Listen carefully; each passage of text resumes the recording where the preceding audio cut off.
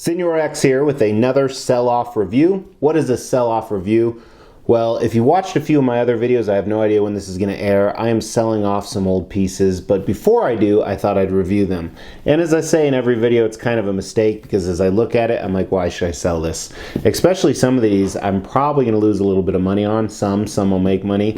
But this is one I'll probably lose money on, which I don't understand why. So let's jump into it and find out why. I don't know why. That's the whole point. I'm tired. I'm always tired. Are you always tired? Am I the only one? I can't hear you anyway.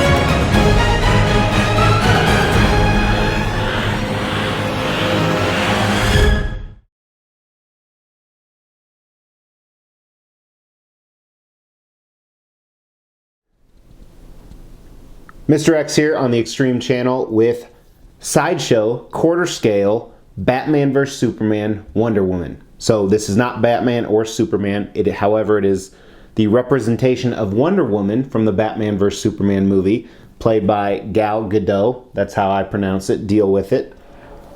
And this is not a popular piece. So they released this a long time ago, I think right around when the movie came out, which is years and years ago now, and it's still in stock. And not only is it still in stock, but it's not that much money. So retail price is $4.99, but right now I think you can get it for $4.50 plus shipping and probably even cheaper on eBay. So that's why I said in the intro, I'm probably going to lose money on this. And the reason why I'm selling it is I honestly do like it a lot. I think it's really underrated. I think people attacked it too much for reasons we're going to talk about. However, I'm getting rid of my quarter scale Justice League line. I'm still having some quarter scale DC pieces, particularly Batman villains and particularly some matchups, like I'm going to have Flash and Zoom, some more Supermans I'm keeping, but kind of getting rid of the Justice League line in quarter scale because I also have them in third scale. Anywho, so they made 3,250 of these, another reason it hasn't sold out. 2,000 of the collector's edition, the regular version that come with a normal statue, and then 1,250 of them, like this one, have the additional switch out. So let's look at that. Right here's a stock photo of what comes with all the statues. So the left arm is kind of just sitting there. It's a stock photo because I left it in the box because I will always display it with this picture right here, the collector's edition, the shield. Kind of a cool edition. And to me, this is an exclusive or fail. It's such a cool exclusive, and it's no extra money, so you almost have to go with that direction, and it adds a lot to the statue. Now, the reason why this wasn't popular is because it was supposed to be based off the likeness of Gal Gadot, and here's a side-by-side picture. As you can see, it failed.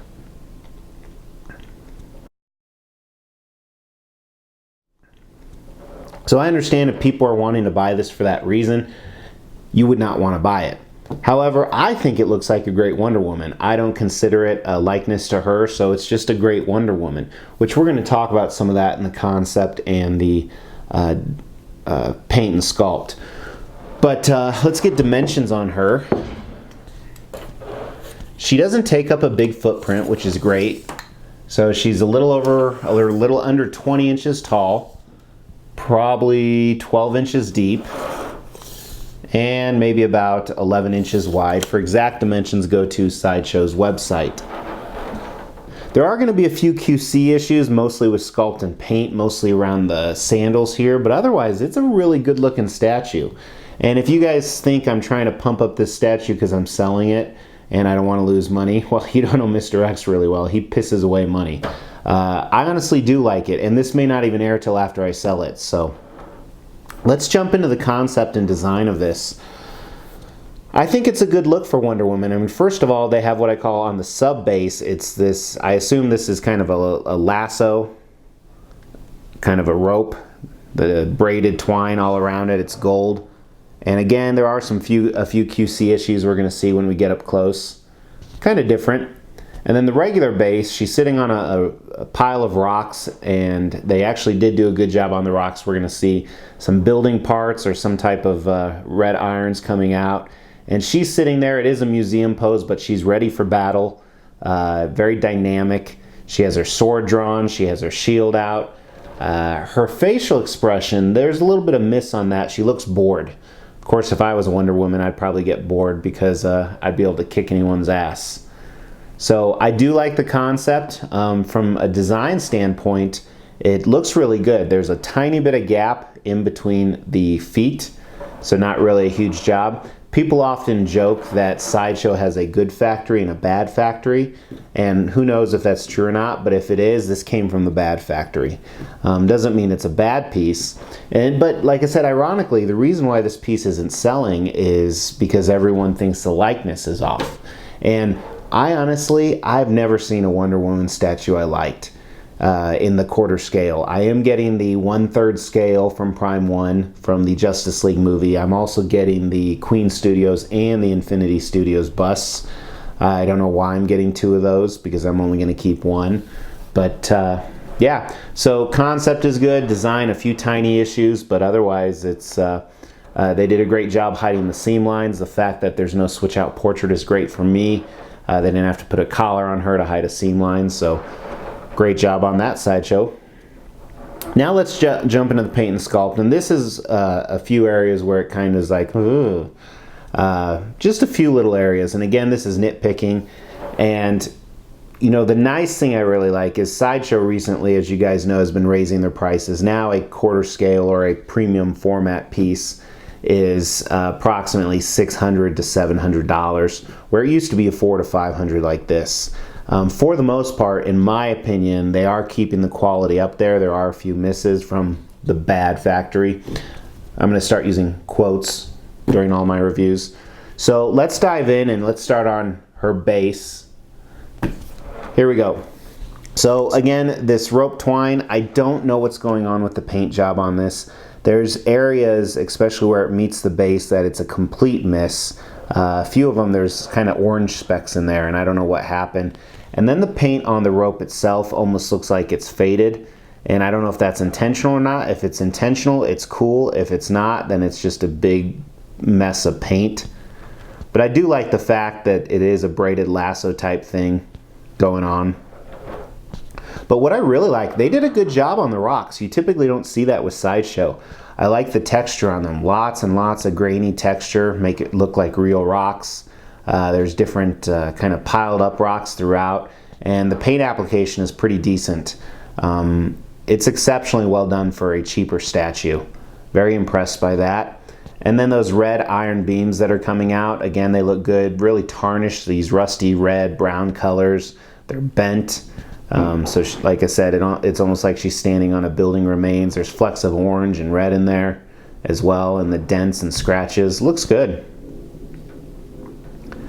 And then with Wonder Woman herself, poly prints here on her feet. So some of her straps, it almost looks like they didn't complete the sculpt or the paint, but I love what they did. So she has the armored boots going all the way up to her knees, and there's these leather straps holding them together, and it's a combination of red and gold, and you can still see some of her skin behind it.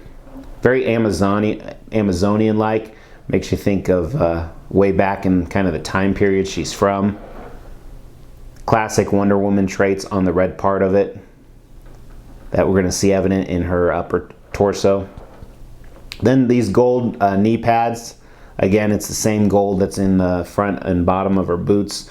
And just like those, it's kind of dented up a little bit, but not too much. Some black in there, almost some scratches like she's been fighting. And it has this brown strap on the back. And the entire statue is sculpted, but a lot of it looks like mixed media. So whenever someone pulls that off, huge props to them.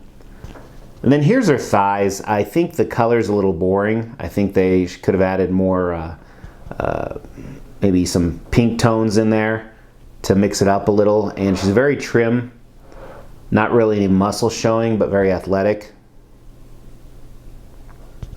And then looking at her dress, first the back part here, the classic Wonder Woman symbol on the top, the golden belt. But it looks fantastic. Like I said, it looks like mixed media. I like this blue color, and there's some texturized part and different flaps coming down and some gold on the bottom. Actually looks really good. Here's her lasso. Again, that looks fantastic too. I don't like statues that pose her using the lasso because it looks weird to me, but this looks great just hanging right there. And it's hanging on this leather strap that's all throughout her costume. You see it here on the sides, and then even in the front. And then again, her classic Wonder Woman symbol holding her loincloth over her no-no zone is what my son calls it. And then here's her armor on her torso on the front. It's that same red armor that was on her boots. She is pretty stacked as well. But I like it. It's not an armor per se because you can kind of see some movement and folds in it, but it does look tough. And it's this red faded color with black in it, lines running throughout it. Then even up by her chest, you have kind of the Wonder Woman symbol again, that golden aspect that you see on the bottom. I like how the continuity falls from the bottom to the top. Looks really good in my opinion. Taking a look at her shield here, I love her shield. So it has that eagle on the front, and then all this writing.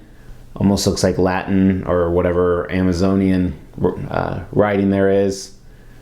Golds and browns. I think the size is perfect. They represented it well. Same thing with her sword. Very cool rustic looking sword. Some ancient writing on there. I don't know if this is supposed to be the God Killer sword or not, but I really dig the designs in it and the coloring they used. And then because she has the shield on, this is the only arm you can see her gauntlet on it, and she has some almost leather bandage stuff over her feet, over her hands. And again, like I said, it looks like, you know, cloth, but it's actually sculpt. So the paint is good, the sculpt is good, and same thing with her gauntlet. I think they chose the perfect age of it, added some of that rustic wear. And then here's a close-up of some of her fingers. Good sculpt on her fingers. Definitely not a miss on anything there. And then checking out the skin, you can see kind of above her armor and on her arms. I like the musculature. It's not overly done. It really shows she's not roided out, but there is some tone in there.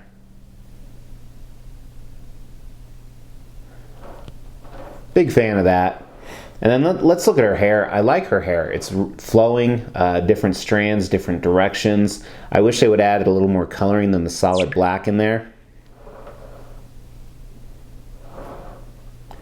As you see, it's kind of all over. It's a big part of her, actually.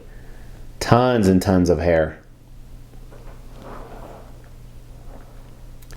And then on her portrait, her face here. So first of all, she has, you know, her headband. I forget what that's called.